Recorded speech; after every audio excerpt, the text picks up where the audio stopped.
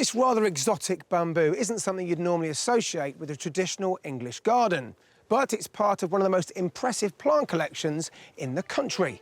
Find out where I am in just a few moments.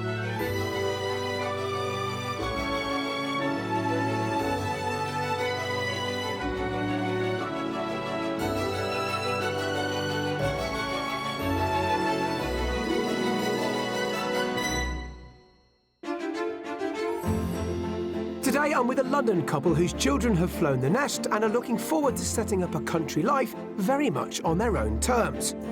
So will our lineup of properties ever be able to impress them? I'm waiting for the wow bit. Right, OK. Wow, this isn't as big as I'd hoped. There it is. And will they go with the flow when it comes to style? Bit of a bath thing going on behind me. This is part of the world. A lot of people like to sleep where they bathe and vice versa. Today, I'm in Gloucestershire at the Batsford Arboretum near Morton-in-Marsh. It was established towards the end of the 19th century by the first Baron Redesdale, grandfather to the infamous high society Mitford sisters. Influenced by his travels to the Far East, he set about radically redesigning the estate, incorporating Oriental landscapes, and in the process became an expert in bamboo, and actually established one of the first bamboo collections in the UK. Many of his prized trees can still be admired by visitors to this beautiful place today. Gloucestershire sits in the southwest of England, where the River Severn flows into the Bristol Channel. Much of the Cotswolds' designated area of outstanding natural beauty is based within the county. Rolling hills, farms and woodlands are home to an array of limestone-built towns and villages. Cheltenham is one of the county's major towns and was designed in the 18th century as a relaxation resort for wealthy visitors. Today, the legacy of its spa days can be seen in the impressive Regency architecture and inviting parks. The elegant Pitfield Pump Room was the last spa building to be constructed in the town, opening in 1830. In the north of the county and set in a conservation area, the market town of Chipping Campden is known for its 14th century high street, a masterpiece of limestone craftsmanship. In the Cotswolds, the village of Bybury clusters round a square near the Saxon Church of St Mary's. Near the river is Arlington Row, a charming group of 16th century cottages that so impressed American motor magnate Henry Ford that he tried to buy them to ship back to the United States. Thankfully, he failed, and they're still available on home turf for all to admire here, amidst the rest of Gloucestershire's glorious landscapes. When it comes to buying properties in beautiful Gloucestershire, the average price for a detached house here comes in at just over 10% above the national figure at £367,000. However, set your sights on the highly desirable Cotswold district with its idyllic villages and honey-stoned properties, and that average figure leaps to over £500,000. Fortunately for us, though, today's buyers are fairly flexible on that front, but family and work are still firmly on the radar. Nigel and Sharon have been together for over 32 years, and there's something rather unique and long-lasting about their relationship. We've been engaged for 27 years, I think, about then. Lost track of time. Had an engagement party, and one of our family friends at the time was a priest. He came, and I think Nigel thought he was going to get married there and then. But it wasn't, he was just coming to the party. They currently live in Rayners Lane, a suburb of northwest London. The house is a 1930s semi, 3-bedroom, semi-detached, with a garage which has now been converted into a study. 20 years here, I think we've done our time here. It's time to move on and experience something new. Nigel's work takes him out of London, so the location of Gloucestershire plays a big part in the decision to focus their search in the county. My work is either normally in Bristol or Birmingham, and London's not ideal for either of those, so I did looking to move somewhere between the two of them. I think you're getting a bit fed up with commuting to and from Birmingham. Yeah. So that's really the reason why we've decided that now's probably a good time to move. Since Sharon and Nigel's 2 grown-up children have now fled the nest, they can focus on themselves when it comes to choosing a property. I think the house is primarily for us. We've been here in our 50s, so it's a chance to sort of settle down, have a more adult house rather than sort of family house. Yeah, the kids want to come and join us, they're more than welcome, but who knows where they're off to next. Yeah, thanks for that. What? In our 50s. Oh, come on! All right. OK, in our 30s... Nigel is hoping that their new home will allow him to enjoy his passion for the open road. I recently got into motorbiking again. I'm on to my second Harley Davidson now, and you need country roads to enjoy it. London's not the place for it, so my hope is by being down there, I'm no more than sort of 15, 20 minutes away from lovely country roads that I can enjoy my motorbike on. And he also wants a space at home for his tools. One of the things I'm hoping for is to have enough space to create my own workshop. Basically, as external buildings, so I can make a noise, make a mess without having to disrupt the house, I think is the main thing on that side.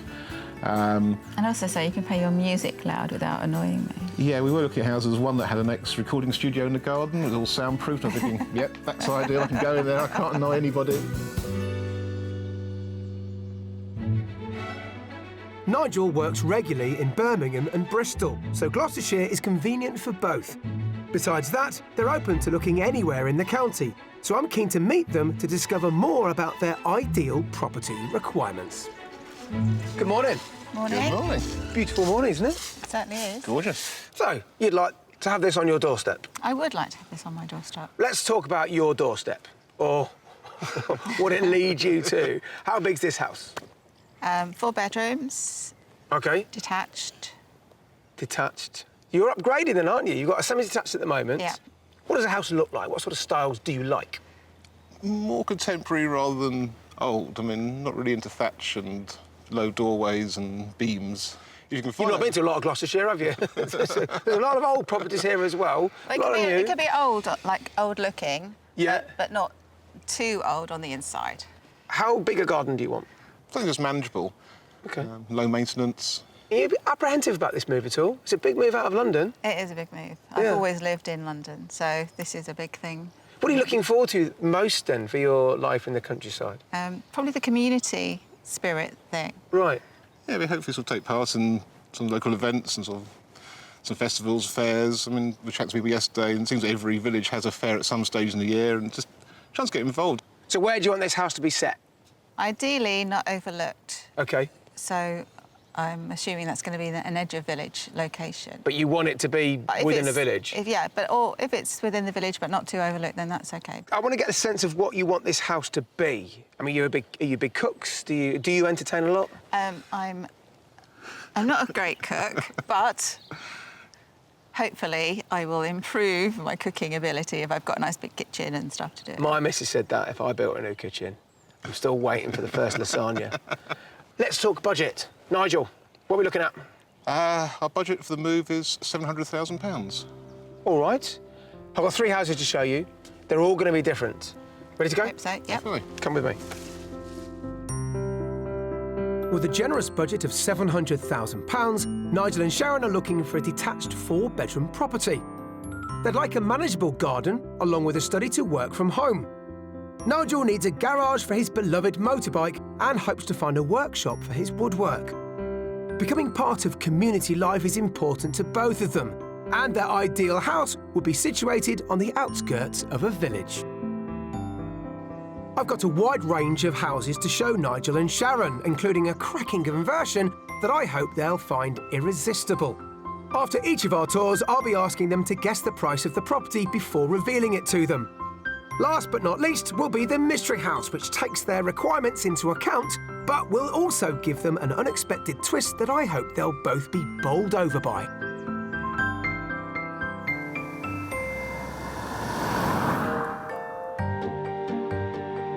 We're starting our search in the village of Cole St Aldwins, which is in the eastern part of Gloucestershire.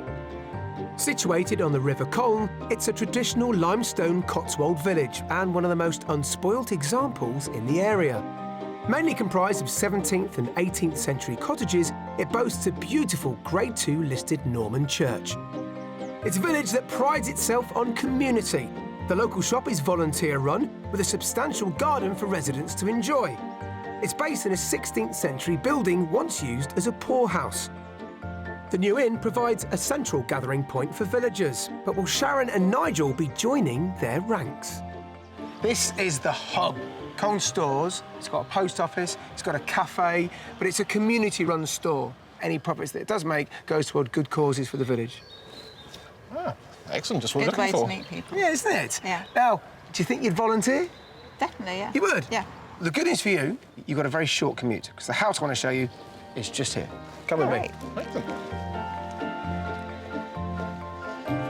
Right then, house number 1. What do we think? It looks really quaint, actually. Good. Really sweet little garden here at the front. What's your first impressions, Nigel? Possibly low ceilings is my first thought. Yeah, you might not be a million miles from the truth. I'm going to be finding out a lot from you guys about what's acceptable, what you can get used to. That's one of the things I noticed here. You've got a gravel drive. Yeah? Which is not motorbike friendly. We'll make a little path for you. How's that for your bike? OK. Yeah? Is that all right? OK. He's happy. There you go. Shall we look inside? Let's Yeah. do. Come with me. Parts of this detached cottage date back to the mid-17th century, but recent owners have added more contemporary features to its interior. First, we're exploring the kitchen dining room on the right of the main entrance hallway. In we come. Now, Sharon, this is a room that you might be daunted with, a proper kitchen. Yes, it's a really nice space. It's much bigger than the kitchen we've got at the moment, Good, that's an improvement then. which isn't hard. And I love the flooring. Now then. I can see your eyes looking up, which normally is a positive thing, isn't it? Except for when you have beams at that height. Yeah, coming around late at night, coming back from the pub, maybe. The good thing, I think the shop do sell headache tablets. Crash helmet. Yeah, crash helmet, yeah. Oh, you could crash be- helmet, so Yeah. we're all right for that. OK, apart from the ducking, though, it's a nice layout. I mean, it's got the breakfast bar and dining area. You quite like this by the sounds of it. Yeah, I do. Are you surprised how much you like it? I am, actually. Let me show you the living room. Let me just squeeze past you here. Now, I call this a snug, It's very snuggly. Bijou. but I think you spend a lot of time next door. This is just a winter this room. The only... Yes, it is. Oh, OK. That's disappointing. Is it? Yeah. Well, these are mid-18th century proportions. It's smaller than the lounge at the moment, and Sharon's also aspired to having a bigger lounge. Right, OK. Very particular about your shape in your lounges, aren't you? what shape does one prefer? Well, I quite like to have a lounge where everything isn't stuck to the walls. I understand. You want space. I'm waiting for the wow bit. Right, OK. Wow, this isn't as big as I'd hoped. There it is. Let me take you up to the bedroom. Maybe we'll get a wow there. Can I just squeeze through the middle here? Underneath us, extra space is on offer in the basement, which could be used as a music room for Nigel. The house has character features throughout, including exposed stone walls and original beams. Upstairs, there are 3 bedrooms in total. A single, as well as a double with feature fireplace, which both make use of a shower room, but we'll check out where Nigel and Sharon would sleep. Now, the master room is something that's been created by the current owners. This is a lovely suite, isn't it? It is nice. Has it got a door? No, it's got a sort of French feel to it. Yeah, I don't mind the bath bit. It's the other bit. Yeah. I know what you mean, actually. There is a family bathroom just next door. Okay. So you probably just have to ban him from using the loo. Yeah. Or maybe the other way around. Well, I don't know. At the moment, you seem to have gone down a level as we've gone up a level. Yes. Yeah, it started off well with the kitchen. This is a lot smaller than our bedroom. Let's go downstairs. Let's go out to the garden. It's a beautiful garden. Start thinking about price. You'll have to lead the way because, well, we're all a bit crowded up. Outside, a timber garage lies at the end of the driveway, handy for Nigel's beloved motorbike. The property is surrounded by a well-maintained garden with attractive borders, which, weather permitting, catches the sun throughout the day. So who's the big gardener here, then? Is it you, Sharon? No. Oh, you? No. It's not me. Neither of us. OK, so you want it fairly low maintenance. This is probably top end of our level of maintenance, I think. We prefer more lawn and Oh, OK. than lots of No, I think- flowers and stuff. Big question, then. How much do you think this house is on the market for? I would guess at £680,000. OK, all right. Nigel? I'll take a slightly more conservative. I'd like to think about 650. This house is on the market for offers around £650,000. Hey. So, for a couple that don't know this part of the world very well, you're both pretty good. Well, you're spot on, so well done. Go back in the house, have a good look around on your own, and I will meet you whenever you're done. All right? Okay. See you shortly. Thank you. This traditional Cotswold stone cottage is on the market for £650,000, a comfortable £50,000 under Nigel and Sharon's budget. It features 3 bedrooms on the first floor, including an impressive master ensuite. There's a characterful kitchen, diner and living room. Outside, the property is surrounded by a well-tended garden, and it's situated in a thriving village. Well, what do you think of a possible study then? Stairs are a bit dodgy. I think I'll probably end up breaking my neck on them. It's a bit claustrophobic. I think the property is lovely. It's a really nice, cosy property, but perhaps a bit too cosy for us. I like the style of it. I love the country feel, but comes with that as beams, which is a no-no for me. So, all done inside? Yes, thank you. How was your first house in this part of the world? It was an interesting experience, but a bit small. Not for you. No. OK, let's try and go bigger, shall we? Come in, mate. Okay.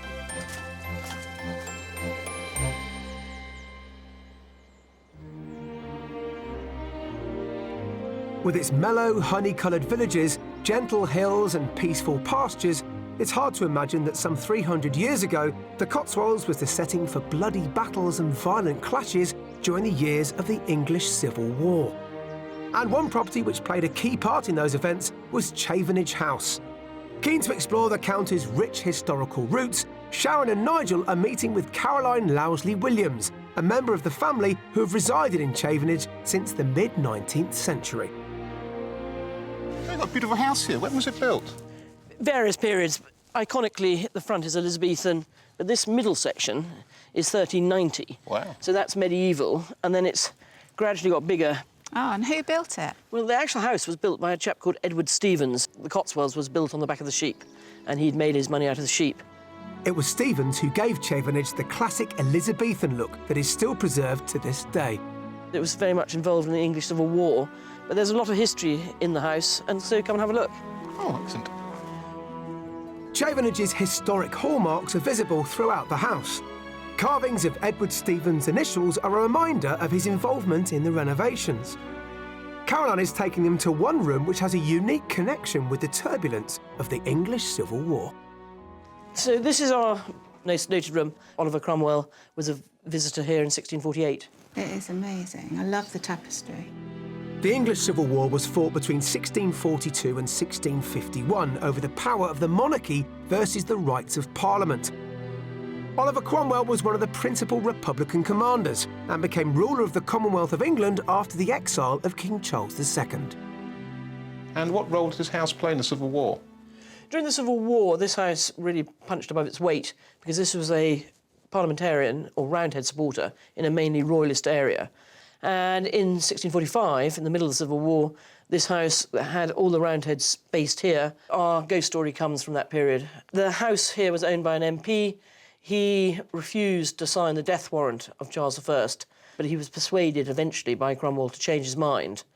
And when he died, he was taken away in a coach which had a headless horseman. Wow, spooky. Have you discovered any remnants of the Civil War here? Actually, the most interesting is the next door. If you'd like to go back that way, we found some swords, etc.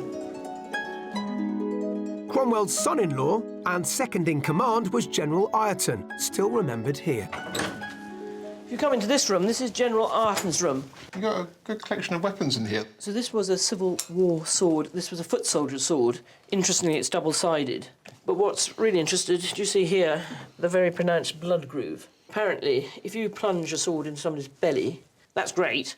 The difficulty is when you try to withdraw it, you've created a vacuum. And it was the New Model Army were the first people to put these grooves down the blades of swords. But have a feel of that, it's well balanced.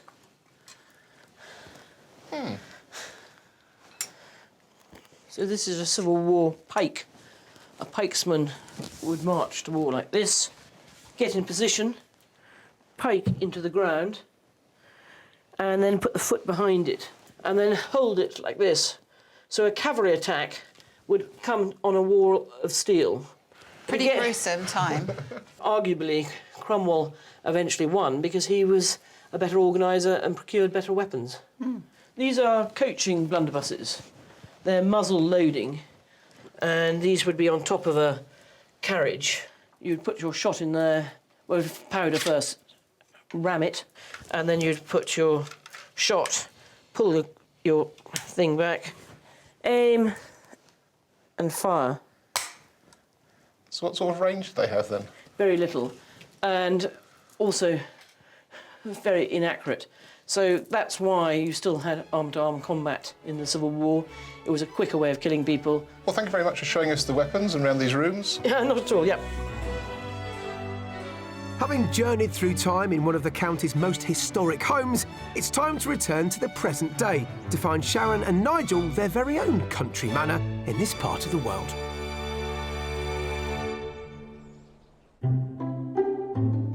Our next stop is in the small village of Eldersfield, which just strays over the county border into Worcestershire. 3 miles away, the village of Staunton offers a local pub and community hall. Eldersfield is also home to a charming 12th century sandstone church. Situated off a quiet lane, our second property is a sympathetically converted agricultural building. A very different kettle of fish, a bit more privacy, and maybe a bit more property. Definitely. I like this. I know it's all on one level by the looks of things. I'm sure there isn't anything hidden, but It is all on one level, yeah, that's not a problem. but also motorbike mad. Nigel, hello, double garage. Yeah, I had caught my eye, yes, double garage. Very nice. Good, good, good. Now, the style of this was, well, essentially it's a cow barn. Predates back a good couple of 100 years, and then converted to residential accommodation about 20-odd years ago. Okay, it looks really, really nice. Excellent. Let's see you get on inside. Come with me. This single-storey barn conversion has 2 distinct wings, featuring a living room, kitchen and dining room to the left of the entrance hall, while to the right, the bedrooms are accessed off a single corridor. And Nigel, you'll be relieved to see that you will not be banging your head unless you've got your really high heels on. That's a fine height, that is. No problem there. And it's got a really nice space. You can actually spread furniture out a bit. And it's a lot wider than I expected. No, this is definitely bigger than what we have. Good. Length and width. Could you see yourselves living in this kind of house? I know it's only the first room, but you get a sense when you walk through the front door sometimes, don't you? Yeah, no, it's nice. Cosy, but not small cosy. I think it's missing here. I think it's the focal point, though. I would suggest that you'd stick a fireplace that bottom end. Yeah, it's good size. Let me show you the kitchen. Come with me.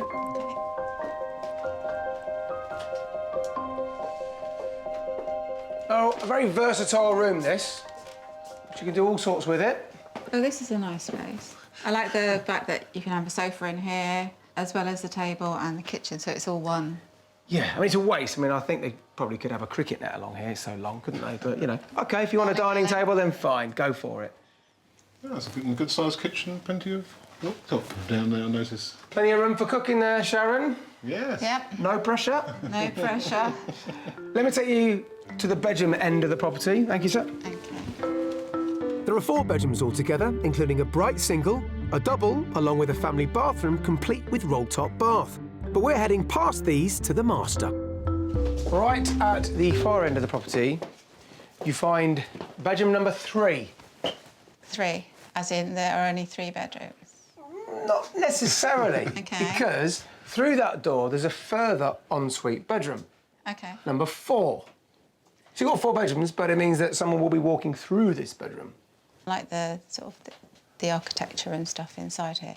I really like the house, but there's something, and I can't put my finger on it, OK. that I'm not sure about.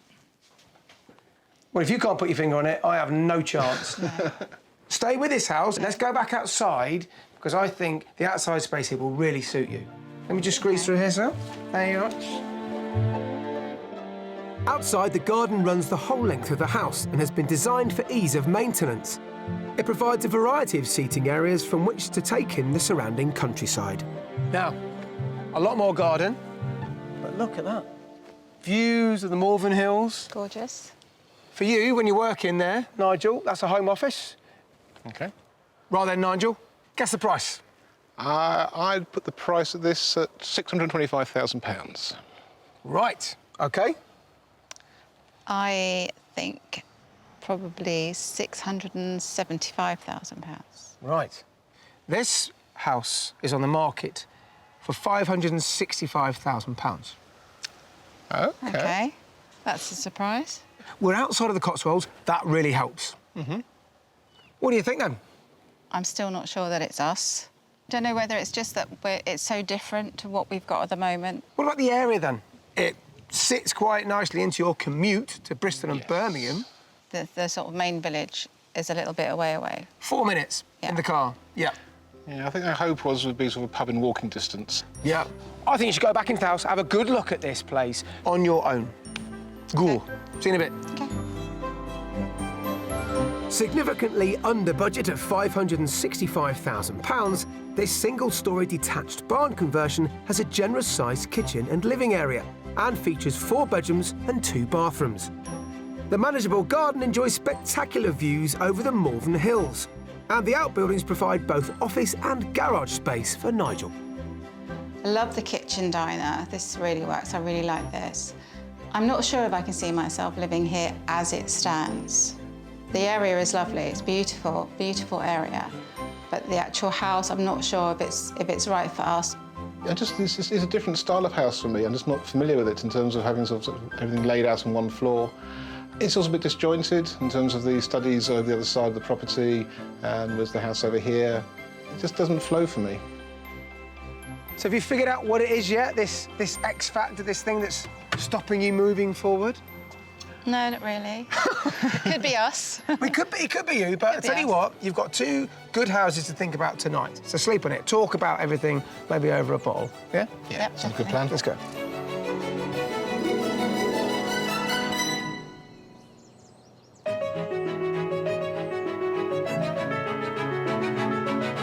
It's the second day of my house search in Gloucestershire with Sharon and Nigel, who want to make the break from the London suburbs and buy a home in the country with their £700,000 budget. Coming up, I show them a mystery house which clearly confounds preconceptions. In we come. Ah. It's really pretty. And I face one of my fears at speed as I take to the skies. Now isn't a great time to tell you I don't really like flying. Okay. Goodness me!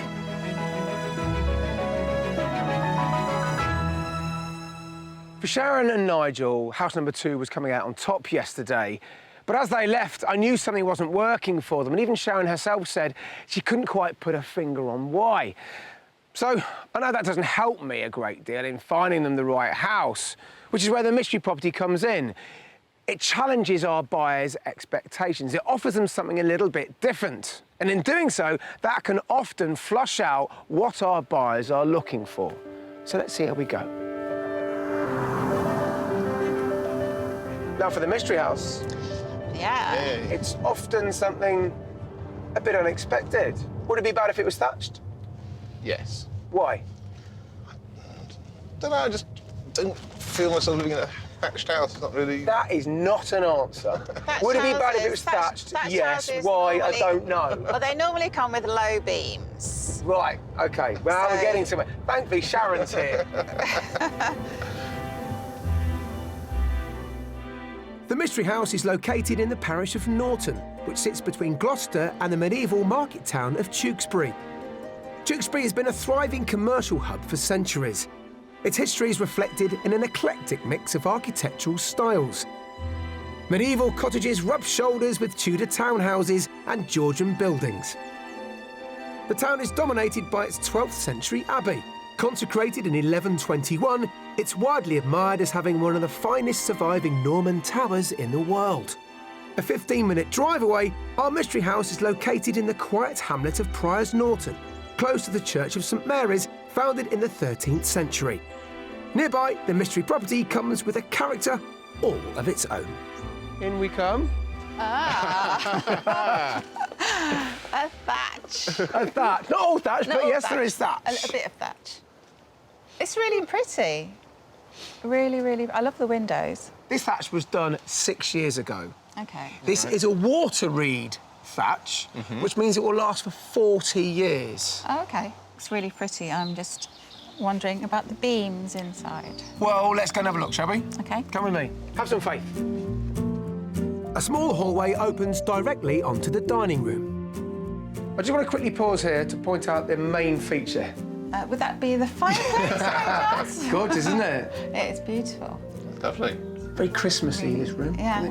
Stick a Christmas tree in the corner. Come on. The kitchen is perhaps not what you're expecting. On 2 levels. Yeah. It is a bit smaller than I'd hoped for. But you've seen a fantastic dining room next door, haven't you? Yeah. And there's a bit more space in here for a table than in our current kitchen, isn't there? I'm listening to you talk about this room and you're making compromises, and we haven't had that conversation in the previous 2 houses, which suggests that you've already seen things that you like. Yeah, there's enough good features so far. Haven't seen any beams yet, have we? No. Should you have a look for some? See if you can bang your head, Nigel. Okay. At the far end of the hallway is the living room, built as an extension which really raises the roof. I bet you weren't expecting this room, were you? Definitely not. No. Where does this come from? The 1980s. It was built then anyway. That comes from Italy, that amazing marble. It's gorgeous, isn't it? Yeah. That is a feature. Yeah. You can walk around the back of the furniture. Yes. Somewhere to put the Christmas tree. What do you think your son and daughter would think? I think they'd approve. They might be surprised though, because it's Yes. so different to our current house. I haven't seen any bedrooms yet. I haven't seen a study yet. OK, I'll show you then. Go then. If you're going to be like that, come with me. Also on the ground floor, there's a utility room and WC, along with the first of 4 bedrooms, which benefits from its own ensuite. Off the upstairs landing are 2 more, consisting of a single and the other which could be used by Nigel as his office, along with a guest shower room. But we're heading straight for the master bedroom.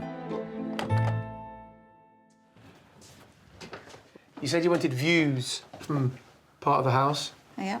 Look at those there. They definitely have views from here. That's a good view, yes. Bit of a bath thing going on behind me. This is part of the world. A lot of people like to sleep where they bathe and vice versa. Do you like it, Sharon? I do like it. I'm still getting my head around the whole layout and everything else. I think if it was just the thatch section, which I assume is the original, that would be too small. That would have been probably the rector's accommodation. For the church. Yeah. So we like this. Yes. Yes. So now we're going to go out to the garden. We're going to discuss price. You're playing for pride, Sharon. Thanks. Adjoining the downstairs bedroom is a spacious garden room with French doors, which could either be used for storage or converted into a relaxing indoor patio area. The property has spectacular views and a well-tended garden. What's more, I'm sure Nigel will be pleased to hear that there's a garage to house his motorbike. Look back at this house with that church peeping over the ridge and tell me you don't like it. Yeah, I think we both like it, don't we? Yeah, surprised ourselves. I mean, yes, it wasn't what we asked for, but... That's the mystery house, isn't it? Indeed. Typical mystery house. Yes, I think so. Can you guess the price then? Something like £660,000. OK. I think we're nearer £680,000. Right. Well, this place is on the market for £595,000. Really? Yeah. Wow. I don't 100% believe you know what you're looking for, and I don't mean that in any disparaging way. No, we probably don't. This is this is a voyage of discovery. But I think this has pulled out a few key issues and a few key facets to what your search could be pertaining to in the future. If not, the end result. Go back into the house. OK, Catch you later on. see you later. On the market for £595,000, the mystery property is over £100,000 under Nigel and Sharon's maximum budget. This part-thatched cottage has 4 bedrooms, 2 with ensuite bathrooms, a large main reception with vaulted ceilings, a kitchen and breakfast room, and a separate dining area. It's at the edge of the village and situated on a hill, which provides impressive views over the surrounding countryside. There's no dedicated workshop, but Nigel and Sharon definitely have enough money left over to build one. That's a good-sized room, Yeah, I think I'd rather have this one I think. for our bedroom. We've got a bit of view. We've got a view out to the garden, which is nice. I think we could see ourselves living here. It has the privacy, it has the space for cars, it has a lovely location for study and great views of the countryside from almost every room. I'm not sure if I can see myself living here. I think if I sit down and think about it properly and go through it room by room, I will probably be able to talk myself into it. It's so different to our current house. It's really hard to imagine us in a house like this. Who'd have thought it? Nigel and Sharon enjoying looking around a thatched property. Yes. You did, didn't you? Yeah, we did. OK, something to think about then, hopefully, and consider. Yep. Let's go.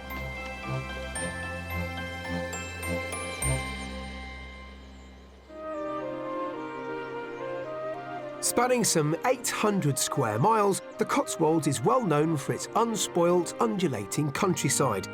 Today I'm lucky enough to be getting a unique and rather thrilling perspective on this jewel of the English landscape. Here at the Cotswold Gliding Club, 250 members regularly take to the skies under the expert eye of Chief Flying Instructor Jerry Holden. Jerry. Hello, Johnny. I'm hoping I've picked a splendid day for gliding. Absolutely cracking. How did it all come about as a pastime? What's happened is the early flight pioneers really started off with unpowered aircraft, so gliders, effectively. Sure. The biggest leap in gliding really happened after the First World War, in that the Germans weren't allowed to have powered aircraft Of course. under the Versailles Treaty. Yeah, yeah. So what happened was they built gliders, and they used those to train all their pilots. And round about the mid-30s, it started to catch on as a pastime rather than something like a profession. Now, I understand they also played a big part in the Second World War as well, didn't they? the Yes, gliders? yes. I mean, gliding in the Second World War was really about landing, instead of putting paratroopers in, Right. you'd put them in the back of a glider. And the famous Arnhem landings, of course, were that. And they also used them to carry small jeeps and motorcycles, and I believe there was one designed for a light tank. These were big, and they were towed behind Halifax bombers. How do they stay up there for so Well, long? Essentially, what you have is the sun heats the ground. Yeah. The ground heats the air above it. It rises. Yeah. Forming a thermal, which you could think of as a column of rising air. And usually, each one of these cumulus clouds that you can see, Yeah. there will be a column of air underneath it. And you would generally fly from cloud to cloud. Now, I understand I'm very fortunate enough to be getting a lesson from you today. Yes. Show me the weapon. Right, OK. go. Well, let's have a look at the glider. The Cotswold Gliding Club is based at Aston Down Airfield, which used to be an RAF base and initially saw action during the First World War. When I woke up this morning on the way to work, I wasn't expecting to put a parachute on. You know, I've looked at these from the ground. They look very simple craft, if you like. Sat in it, there's lots going on, isn't there? Yeah, they're still, by aircraft standards, fairly simple. You've got the basic controls. You've got a stick, which controls pitch and also turning. All right. Well, if I make funny noises, just carry on regardless. All Don't right. worry. The gliders are winched into the air by a steel cable attached to a powerful engine at the end of the runway. Now isn't a great time to tell you I don't really like flying. OK. Well, Goodness me! well, I mean, speed good, 60 knots, 70 knots. Rotating into the main part of the climb now. 75 knots, laying off the drift. Now, if you'd like to look, you can see the 7 to your left. Speed's good, 2 gliders over there thermally. And that's the end of the launch. I'm going to lower the nose, 2 pulls on the cable, that goes, and we're going to go and fly with those 2 gliders over there that are thermally. Of course we are. I mean, the Cotswolds is known for its patchwork of fields, but this is... Something else. It's absolutely stunning. And there we're in a bit of sinking air as well. There's some more lift. Whoa! Let's have that, shall we? If you'd like to just try that one, so you have control. I have control. We'll try a turn now to the right. So look to the left, make sure it's clear. Look right round to the right, look above us, look ahead, and now move the stick to the right. That's it. It won't bite you, I won't let it. Oh, that's good. A little bit of back pressure on the stick. You see the nose is dropping in the turn. That's it, that's good. Lovely. Excellent. I'm flying a glider. You're flying a glider. Take a little bit of bank off, so move the stick to the left. That's it. OK, excellent stuff. So what we're going to do now, Johnny, if the nose is above the horizon, it stalls, so ease the stick forward. Oh! Thank you. Yep. Lovely. So now you can see I'm just making an approach down to here, keeping the wings level, maintaining ideally about 55 knots, and the glider's sinking. Now transfer, look up at the airfield. I'm now going to hold it off, Touchdown. Put that brake. And there we go. And that's the landing. Wow.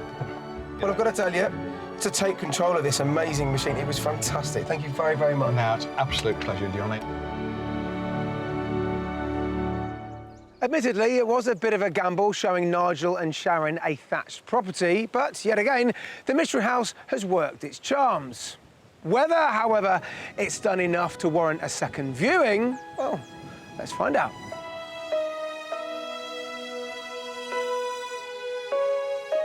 Well, I think that the Mystery House has just edged house number 2.